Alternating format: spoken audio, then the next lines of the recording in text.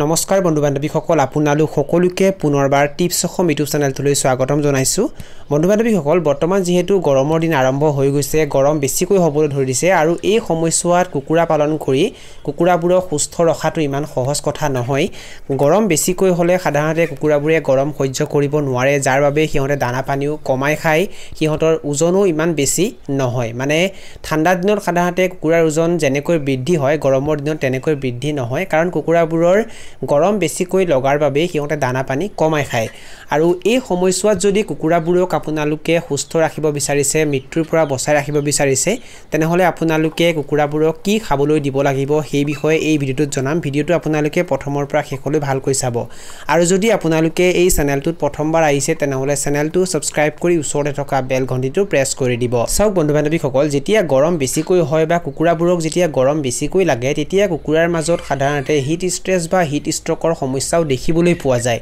আৰু এই সমস্যাত যদি কুকুৰাবোৰক আপোনালোকে সম্পূৰ্ণৰূপে সুস্থ ৰাখিব বিচাৰিছে তেনেহলে কুকুৰাবোৰক আপোনালোকে যিমান পাৰে পানী খাবলৈ দিয়ক পানী খাবলৈ দিওঁতে আপোনালোকে একেবাৰে কিৰপণালি নকৰিব কুকুৰাবোৰক আপোনালোকে যদি পৰ্যাপ্ত পৰিমাণে পানী খাবলৈ দিয়ে তেতিয়া কুকুৰাৰ মাজত সাধাৰণতে ডিহাইড্ৰেচনৰ সমস্যা দেখিবলৈ পোৱা নাযায় গৰমৰ দিনত গৰম বেছিকৈ হয় আৰু এই সমস্যাত যদি কুকুৰাবোৰক আপোনালোকে পানী বেছিকৈ খাবলৈ নিদিয়ে তেতিয়া কুকুৰাৰ মাজত ডিহাইড্ৰেচনৰ সমস্যা দেখিবলৈ পোৱা যায় গৰমৰ দিনত কুকুৰাবোৰক আপোনালোকে যদি সুস্থ ৰাখিব বিচাৰিছে তেনেহলে কুকুৰাবোৰক আপোনালোকে এই দৰবটো খাবলৈ দিব লাগিব এইটো হৈছে ইলেক্ট্ৰোলাইট পাউডাৰ আৰু এইটো হৈছে এক প্ৰকাৰৰ চৰবত এই পাউডাৰটো যদি আপোনালোকে পানীত মিহলি কৰি দুপৰীয়া সময়ত কুকুৰাবোৰক খাবলৈ দিয়ে তেনেহলে কুকুৰাৰ মাজত হিট ষ্ট্ৰেছ বা হিট ষ্ট্ৰকৰ সমস্যা দেখিবলৈ পোৱা নাযায় কুকুৰাবোৰৰ ষ্ট্ৰেছ কমকৈ হয় যাৰ বাবে কুকুৰাবোৰে দানা পানী ভালকৈ খায় আপোনালোকে এই পাউডাৰটো গৰমৰ দিনত কুকুৰাবোৰক মাজে মাজে পানীত মিহলি কৰি খাবলৈ দি থাকিব আৰু এটো কেনেকৈ দিব লাগে ইয়াতে লিখা আছে 2 লিটাৰ পানীত আপোনালোকে 1 গ্ৰামকৈ এই পাউডাৰটো মিহলি কৰিব লাগিব যদি আপোনালোকৰ লগত কুকুৰাৰ সংখ্যা বেছি আছে তেনেহলে আপোনালোকে এই পাউডাৰটো বেছিকৈ ল'ব লাগিব কিন্তু আপোনালোকে হিচাপটো মনত ৰাখিব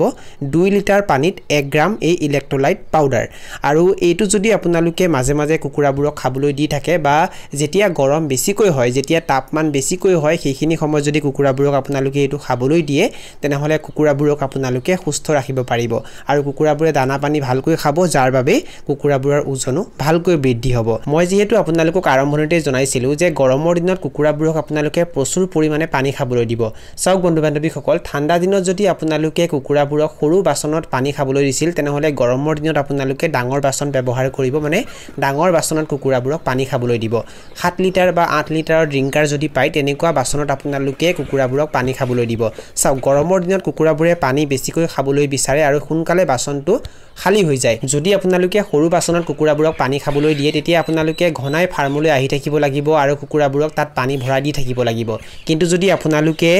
এনেকুৱা ডাঙৰ বাচন ব্যৱহাৰ কৰে তেতিয়া আপোনালোকে এবাৰ যদি বাচনটো ভৰ্তি কৰি দিয়ে তেনেহলে বহু সময়লৈকে পানী ইয়াত থাকিব কুকুৰাবোৰে খাই থাকিব পাৰিব কিন্তু আপোনালোকে এটা কথা মনত ৰাখিব পানীখিনি যাতে লেতেৰা হৈ নাযায় কাৰণ পানীখিনি সোনকালে লেতেৰা হৈ যায় সেই কাৰণে আপোনালোকে পানীখিনি সঘনাই সলনি কৰি থাকিব যদি আপোনালোকে এনেকুৱা ডাঙৰ ড্ৰিংকাৰ ক্ৰয় কৰিব বিচাৰিছে তেনেহলে ডেসক্ৰিপচন বক্সত তাৰ লিংক দিয়া হৈছে আপোনালোকে সেই লিংকটো ক্লিক কৰি অনলাইন যোগে ডাঙৰ বাচন ক্ৰয় কৰিব পাৰে বন্ধু বান্ধৱীসকল এইখিনি আছিল কিছু তথ্য আপোনালোকক জনালো আৰু যদি আপোনালোকে ভিডিঅটো চাই ভাল পালে আৰু ভিডিঅটোৰ জৰিয়তে কিবা এটা শিকিব পাৰিছো বুলি ভাবে তেনেহলে অনুগ্ৰহ কৰি ভিডিঅটো লাইক কৰি দিব আৰু যিমান পাৰে ভিডিঅটো নিজৰ বন্ধু বৰ্গৰ মাজত আৰু পৰিয়াল বৰ্গৰ মাজত শেয়াৰ কৰি দিব এই ভিডিঅটো এইখিনিতে সামৰণি মাৰিছো ধন্যবাদ